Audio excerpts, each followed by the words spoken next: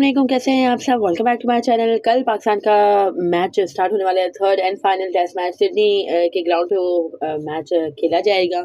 आज pre match press conference की हमारे कैप्टन शान मसूद साहब ने, and I really like his way of talking. मतलब जिस तरह से काम एंड कंपोज रह के वो बात करते हैं, I really like his way of communication.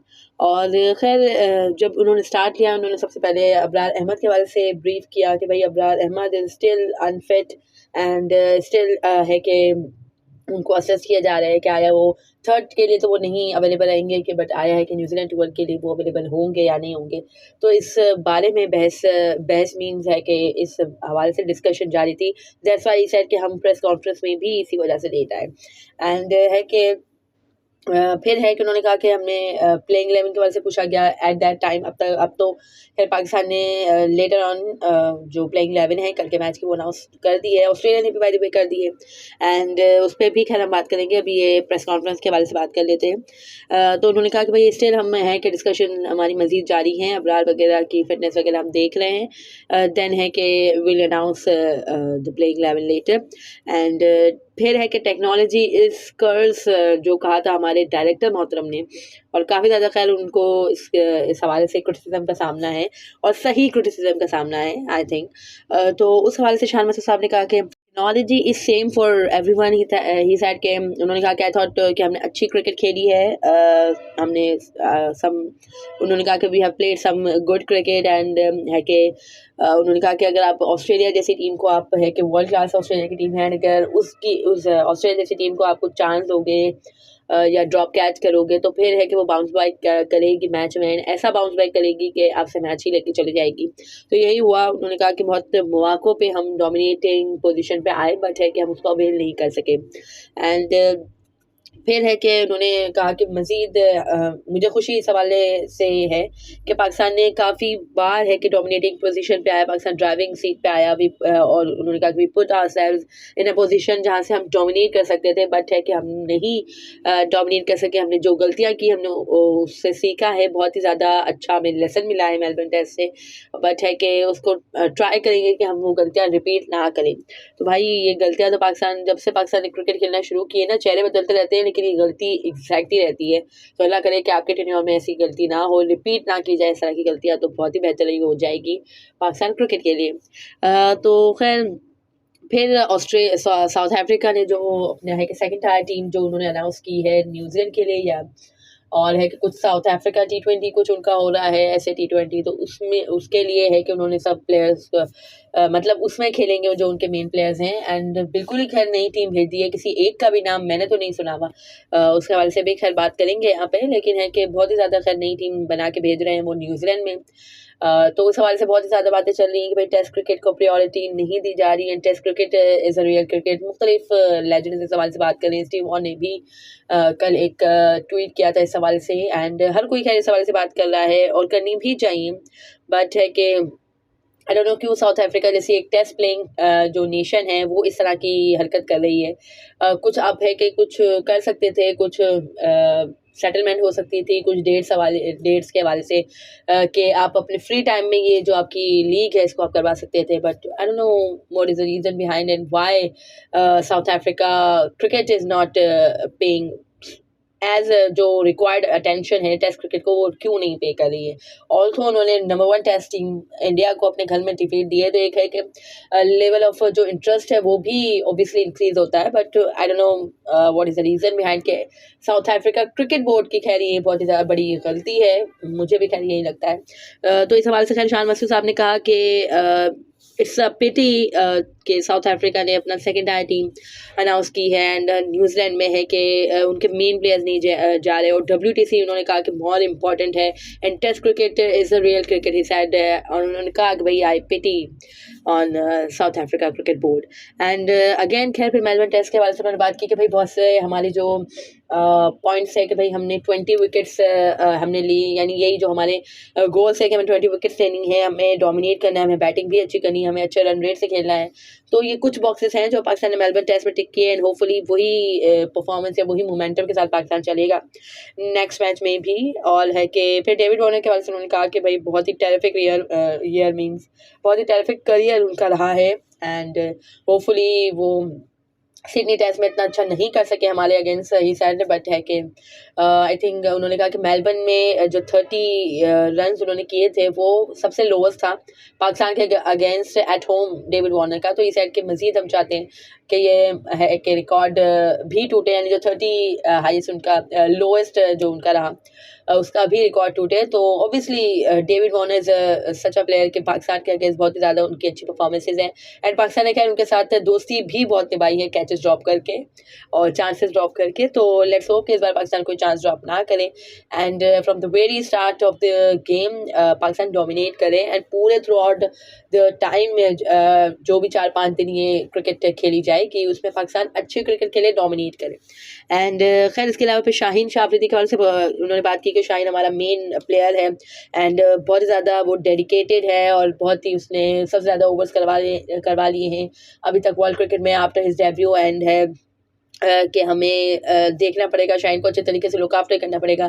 By the way Shaheen Shah Afridi को रेस्ट दिया गया है, इस हवाले से खैर हम बात करेंगे जब प्लेइंग 11 के हवाले से बात करेंगे। अभी प्रेस कॉन्फ्रेंस को कवर कर लेते हैं। तो ही सेड के शाहीन को हमें अच्छे से लुक आफ्टर करना पड़ेगा। शाहीन बहुत ज़्यादा एनर्जेटिक होता है, फील्ड में भी है कि वो है कि बॉल के पीछे होता है तो हर कोई यही कहता है कि इजी क्योंकि हमने इस तरह से बहुत ही देखे हुए हैं कि वाइल फील्डिंग उन्होंने अपने आप को बहुत ज़्यादा इंजर्ड किया हुआ है। और है कि फिर स्लिप के हवाले से उनसे बात की गई अब्दुल्ला शफीक से के हवाले से, तो ही सेड कि अब्दुल्ला बहुत ही अच्छा नाइस फील्डर है स्लिप का एंड काफ़ी अरसे से वो स्लिप पे फील्डिंग कर रहा है और अच्छी उसकी परफॉर्मेंसेज भी हैं, बट वंस है कि वो कंफर्टेबल फील नहीं कर रहा। दैट्स व्हाई वी थॉट कि Babar is a great slip fielder, first slip fielder, और बाबर ने बहुत अच्छा कैच भी लिया उधर। तो है कि बाबर के साथ हम जा सकते हैं एज लॉन्ग एज जो अब्दुल्ला शफीक साहब हैं वो कंफर्टेबल नहीं होते स्लिप पे, तो जब तक है कि बाबर आजम ही करेंगे। और उन्होंने मजीद इंडिया दिया कि सिडनी एक ऐसा ग्राउंड है जहाँ पे लगता नहीं है कि 3-4 स्लिप्स की आपको ज़रूरत पड़ेगी, सो डिसीशन ज़्यादा इजी हो जाएगा इस साइड। एंड फिर बाबर आजम के हवाले से पूछा गया एज ऑलवेज, यानी जो भी आ रहा है अभी मीडिया कॉन्वर्जेशन में किसी भी लेवल के हो चाहे वो तो उनसे यही सवाल पूछा गया है, पूछा जा रहा है कि बाबर आजम की फॉर्म, तो शान से भी यही पूछा कि भाई आपको कंसर्न है बाबर की फॉर्म पे, तो इस साइड कि नहीं बाबर की फॉर्म पे हमें कोई कंसर्न नहीं है, बाबर हमारा मेन प्लेयर है। एंड लास्ट जो मेलबर्न की सेकंड इनिंग थी उसके बाद तो मुझे बिल्कुल भी कोई कंसर्न नहीं है क्योंकि उन्होंने एटीट्यूड शो किया है, उनका पॉजिटिव एटीट्यूड है, पॉजिटिव इंटेंट है, अच्छे शॉट्स उन्होंने खेले हैं एंड 40 रन उन्होंने किए हैं एंड होपफुली आगे के मैच में यानी सिडनी के मैच में वो अच्छी परफॉर्मेंसेज दें और मुझे कोई कंसर्न नहीं है बाबर आजम पे। बाबर से मेरी यही बात हुई है और है कि होपफुली के बाबर अगले यानी सिडनी के मैच में अच्छी परफॉर्मेंसेस देंगे इंशाल्लाह। और फिर है कि उन्होंने कहा कि भाई हम ये चाह रहे हैं कि हम रोटेशन पॉलिसीज़ के तहत प्लेयर्स को यूज़ करें क्योंकि हमारे जो मेन प्लेयर्स हैं वो 3 साल से लगातार खेलते आ रहे हैं। बट खैर मैं इस बात पे एग्री नहीं करती क्योंकि 3 साल से बेशक लगातार हमारे बाबर, रिजवान, शाहीन को तो भी खैर शाहीन को तो रेस्ट मिला है ऑन एंड ऑफ, रिजवान को भी मिला है on and off, and Babar को भी है कि लास्ट अफगानिस्तान सीरीज़ में। बट मेरा क्वेश्चन ये है कि भाई हमारे पाकिस्तान में इतनी क्रिकेट होती ही नहीं है, पाकिस्तान सबसे कम नंबर ऑफ मैचेस खेलता है। इवन जो अफगानिस्तान हो गई या दूसरी जो टीम्स हो गई जो नॉन टेस्ट प्लेइंग नेशंस हैं वो भी हमसे ज़्यादा number of number of T20s खेलती हैं, तो हम इतनी क्रिकेट ही नहीं खेलते, तो फिर हम क्या अपने मेन प्लेयर्स को है कि रेस्ट दें। मेरा नहीं ख्याल कि रेस्ट की ज़रूरत होती है हमारे मेन प्लेयर्स को, या आप फास्ट बॉलर यानी शाहीन के साथ आप जा सकते हो, एट टाइम्स आप रिजवान को भी रेस्ट दे सकते हो क्योंकि is a wicket keeper and है कि विकेट कीपर की थोड़ी टफ जॉब होती है और फिर T20 क्रिकेट अभी हमें खेलनी है तो उसमें उनको ओपन करना होता है, तो चलो आप रिजवान को भी रेस्ट दे सकते हो, बट आई डोंट थिंक कि बाबर को आपको रेस्ट देना चाहिए। और बाबर को कोई इतने बहुत ज़्यादा कोई नीड नहीं है, कोई ऐसी बहुत ज़्यादा एक्सेसिव क्रिकेट उन्होंने नहीं खेली है राइट नाउ। सो खैर इसके अलावा मेलबर्न के हवाले से अगेन फिर है कि उनसे पूछा गया तो उन्होंने कहा कि भाई मेलबर्न के टेस्ट से काफ़ी ज़्यादा हमने सबक सीखा है और होपफुली हम वो गलतियाँ नहीं दोहराएंगे। फिर शॉर्ट बॉल्स के हवाले से उनसे पूछा गया कि शॉर्ट बॉल पाकिस्तान के बहुत से बैटर्स शॉर्ट बॉल पे आउट हुए हैं, तो इस साइड के भाई हमारे जो रिकग्नाइज बैटर्स थे उन्होंने शॉर्ट बॉल को बहुत अच्छा खेला है। हाँ, जो हमारे टेल एंडर्स थे या जो हमारा लोअर ऑर्डर था यानी जो बॉलर्स वगैरह थे वो है कि शॉर्ट बॉल्स पे आउट हुए हैं, तो ऑब्वियसली उसके हवाले से इतना ज़्यादा कंसर्न नहीं होना चाहिए, बट जो हमारे मेन बैटर्स थे उन्होंने शॉर्ट पिच डिलीवरीज को बहुत ही अच्छी तरीके से खेला है। उन्होंने कहा एट टाइम्स आपको कंडीशंस को एंड बॉलर्स को भी रिस्पेक्ट पे करनी पड़ती है कि किस हिसाब की बॉलिंग कर रहे हैं वो एंड किस तरह की कंडीशंस है। तो वी ऑल नो दैट कि भाई कंडीशंस बहुत ही फेवरेबल थी टू बोल ऑन एंड है कि बहुत ही ज़्यादा अच्छे तरीके से यूटिलाइज भी किया है, स्पेशली ऑस्ट्रेलियन पेसर्स ने। ऑब्वियसली हमारे पेसर्स ने भी अच्छा यूटिलाइज किया है, बट ऑस्ट्रेलिया ने ज़्यादा अच्छे तरीके से डोमिनेट किया इन विद द बॉल।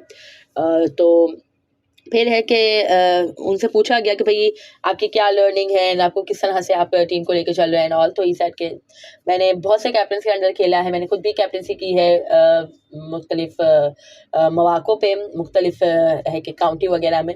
तो उन्होंने कहा कि मैंने बहुत ही कुछ मैंने सीखा है। एज कैप्टन आपको है कि आपके टॉप परफॉर्मर को ही जस्ट नहीं देखना होता है, क्योंकि टॉप परफॉर्मर को तो सब अप्रिशिएट करते हैं।